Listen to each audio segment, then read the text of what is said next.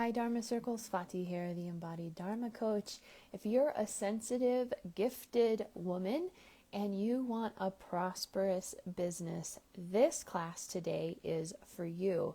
I'm going to share 10 ways to honor your nervous system and your sensitivity so that you can create and grow and continue to thrive with your prosperous dharmic business. And also from a Jyotish perspective, how to identify if you are sensitive, but also what kind of sensitivity you have, what is best practice for honoring your sensitive body. So let's dive in. If you have special gifts and wisdom, then you're likely also sensitive. There's something about being sensitive that also brings with it special gifts, talents, clairvoyance, wisdom, abilities in your body. And every single client that I work with has special gifts. And when we look at the Jyotish chart, we also see, wow, you're very sensitive as well.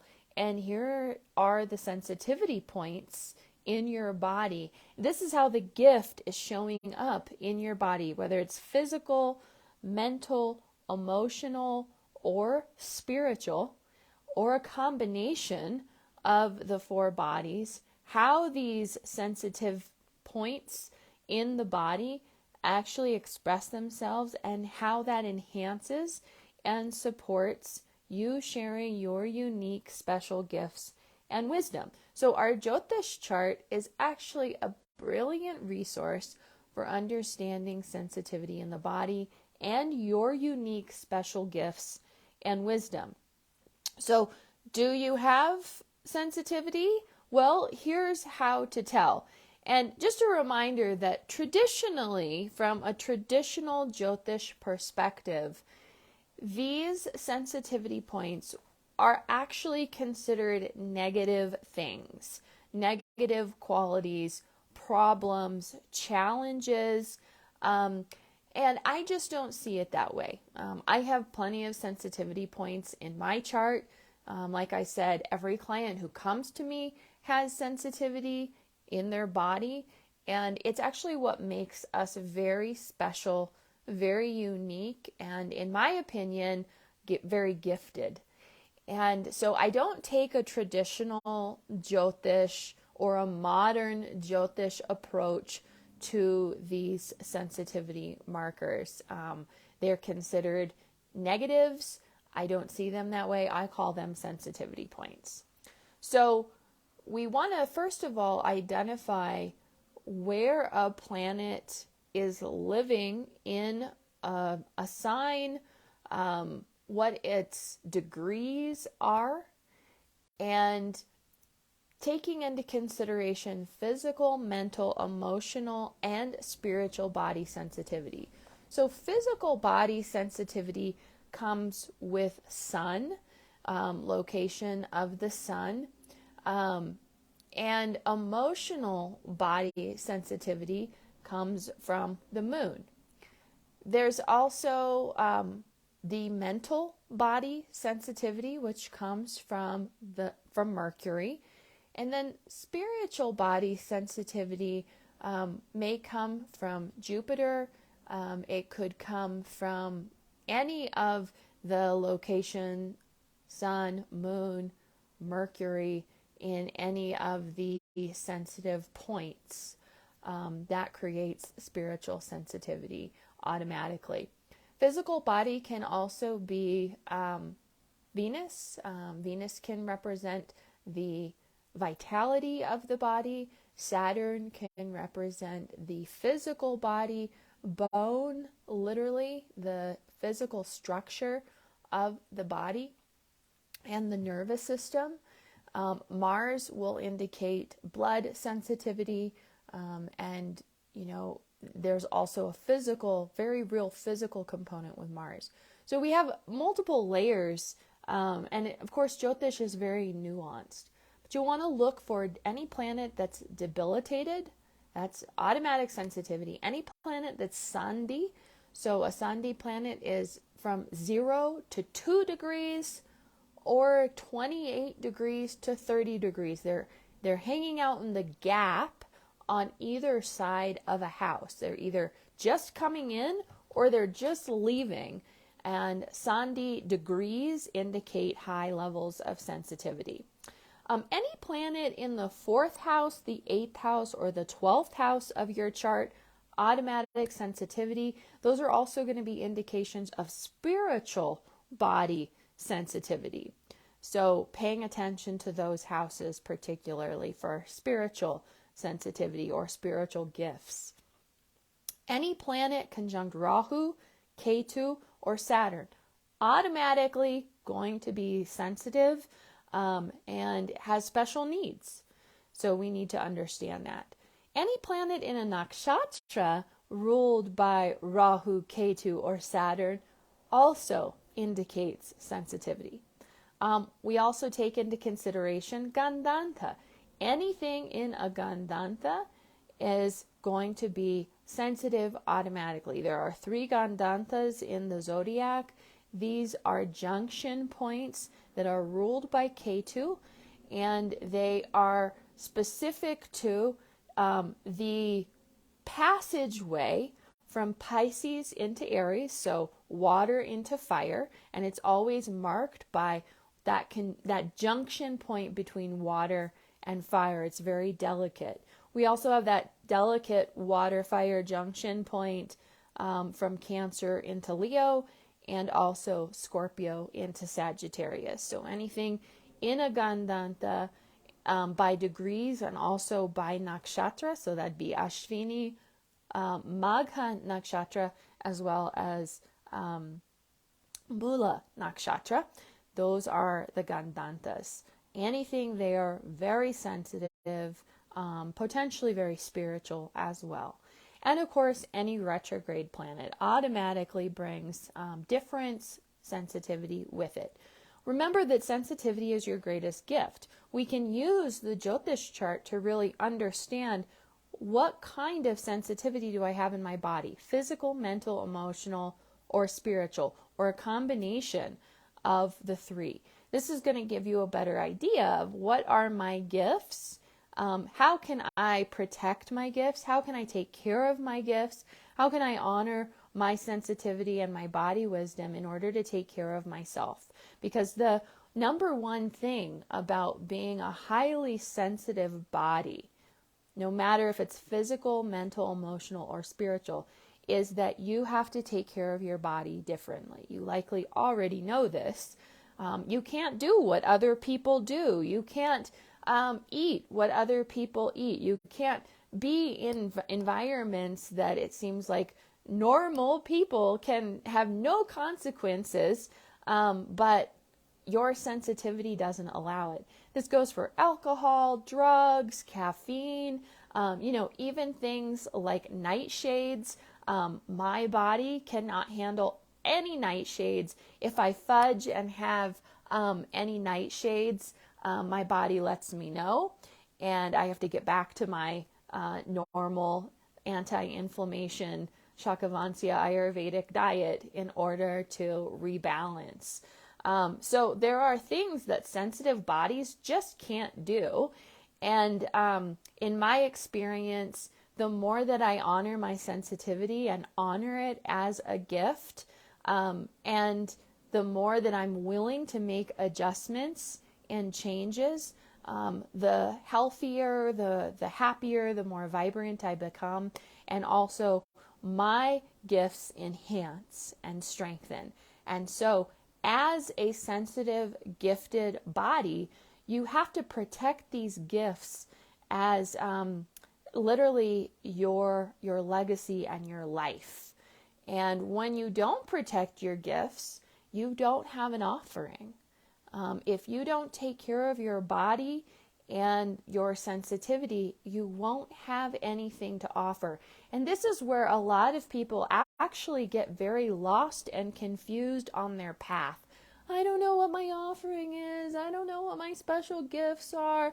I don't know. I don't really believe that I have anything special or unique to offer. And 9 times out of 10, This has to do with not honoring how sensitive you are, not understanding what your sacred gifts are, and so therefore you can't really protect them or honor how sacred these parts of you are. And of course, not understanding the sensitivity of your lineage and how this sensitivity has been passed through your lineage, because it's always handed to you from your ancestors. And it's your job to take care of your body so that you can enhance and grow through your sacred dharmic gifts. And of course, then the offering becomes clear. I know what my gifts are. So this self-trust piece has a lot to do with honoring your sensitivity and honoring your unique special gifts. Now, at the same time, one of the reasons why I see women sabotage themselves in their business and in their success and in their prosperity and in their growth process, even in their relationships, it has to do with sensitivity. Either they aren't willing to fully accept how sensitive and different their body is and live in right relation with that, or they are doing that, but they're afraid of losing more people the more they honor how sensitive they truly are. And what I mean by that is there's an unconscious sabotage that shows up for most women. Most sensitive, gifted women start sabotaging their success because they know that when they show up fully for their unique sacred gifts and sensitivity, a lot of people in their life won't be able to walk with them. They won't be able to move forward with them. And so as a result, I see women resisting, turning their back on their own soul purpose, resisting, avoiding, eating crap, being in bad relationships that aren't nourishing and supportive, being in environments that are not enhancing and enlivening their life force energy, and even drugs and alcohol. Using that, and those are all ways that women sabotage their success. And the root of it is a fear of being alone, a fear of isolation, a fear of, if I fully honor my full potential, my sacred gifts, my extreme sensitivity, the clairvoyance, and all the clairs that come with that knowing and that acceptance, that living in right relation with this sensitivity, I know that certain people aren't going to be able to walk with me.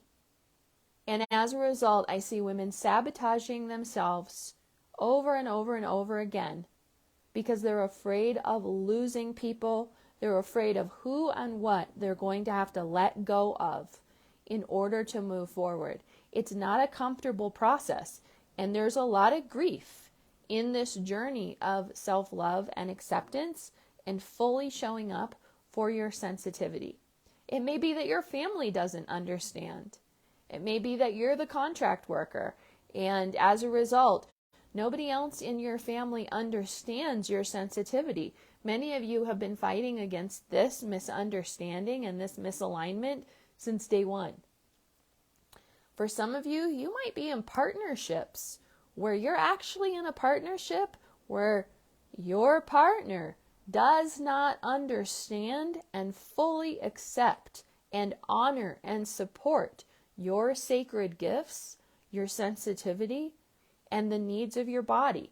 That's a problem, and that will sabotage your success and your ability to create a prosperous, thriving, successful business. If you're constantly pushing up against people in your life who are not supportive, this is going to be a problem. And that goes for friendships, It even goes for your clients. Are you attracting the right clients who are in harmony with, support, align, enhance, encourage?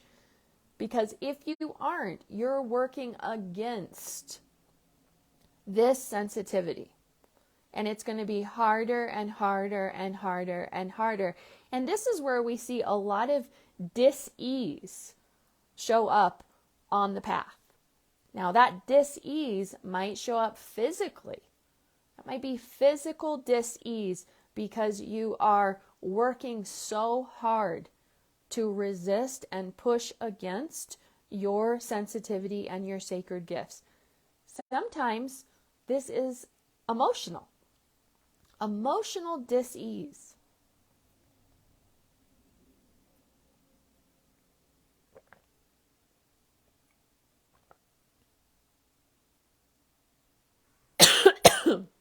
I'm talking too fast. So the emotional dis-ease shows up with depression and sadness, grief, the the constant sadness that you're not in harmony with your body and your gifts and your wisdom. And that is so painful for a soul to have to endure.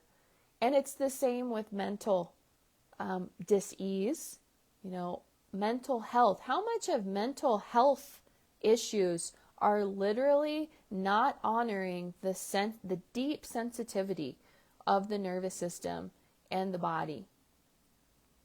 And of course, our culture and our society is not very helpful for supporting the sensitive body and the gifted, sensitive woman. So there are a lot of challenges that can come when we're not fully honoring the sensitivity. And this might be a lineage issue where in your lineage, generation after generation of women and men and people in your bodies, in your lineage, have not been honoring their sensitivity, and it literally turns into lineage dis-ease. We can see this in the Jyotish chart, and remember, looking at your sensitivity markers, that's an indication of what your lineage has handed to you. And of course, sensitivity with the spiritual body, many of us as gifted healers and wise women in this world, we have this sensitive spiritual body awareness, and it's part of the gifts and the wisdom that we share. If we don't honor and acknowledge and accept that, it becomes deep soul sadness and disconnection. So in your business, you must honor your body. There's no other way, and this is why I teach an embodied business pathway. My clients are sensitive, gifted women. We know that if we don't honor our body, there's no growth to the business. And most of us have this deep-rooted fear of big expansion and growth at the cost of our own body, because we've already worked against our body for years and years and years, and we're not willing to do that anymore. And so it becomes a question of, how do I work in right relationship with my body and still grow a prosperous, successful business? That's what I call a dharmic business. When we're honoring body and we're growing the business based on our body wisdom. So here are 10 ways to honor your sensitivity, your nervous system, and still grow a prosperous, successful business. First of all, pause and breathe. Set a timer if you need to, but make sure somatic, pause, awareness is a priority throughout your day. Make it part of your sessions. Make it part of what you do as you're working. Get up from the computer every hour and pause, breathe.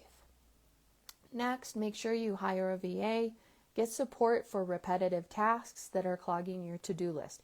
Hand off as much as you can to other people. There's no way to grow a 6-figure plus 7-figure business without a support team. So You better be in the habit already of having support and handing tasks off to people who can do it better than you, quite frankly. Next, recycle content that performs well. You don't have to keep reinventing the wheel. Track what's doing well with your content. Keep a list of the angles and the content that's performed well, that's really getting traction, and recycle it again and again and again. There's a lot of good reasons for that. Next, honor your sensitivity as a gift. Remember to allow and accept all emotions. And we can't honor our emotions if we don't feel them, and we need to pause and give space to feeling our emotion in order to really feel, know, accept what's arriving. So carve out time in your calendar and every day for pausing, whether that's meditation, walking, being, sitting near a river, even better if you can be outside in nature, but you must pause and ask yourself, how am I feeling? What emotion is arriving for me today? Be with it. Grieve, feel, release. So important for the sensitive body. You also need firm, clear boundaries with all of your relationships and all your clients. Catch yourself when you overextend or overgive. This could be a whole class in and of itself. Get good at saying no. And if you're not good at saying no, get good at saying no and track that guilt and shame that shows up to stop you. All right, so let's keep going. Let's see if my computer will load. There we go. Don't rush. Allow extra time to reach your goals. This path is a marathon, not a sprint. And with everything that you do, make sure you're allowing plenty of time and you're reminding yourself, I don't have to rush this. I don't have to overdo, push, force. I'm going to just keep showing up consistently and I will reach my goal. Next, make a list of everything that must get done this week and only focus on one thing a day. Get one task done a day. Make that list of everything that has to get done, and every day do one thing on that list.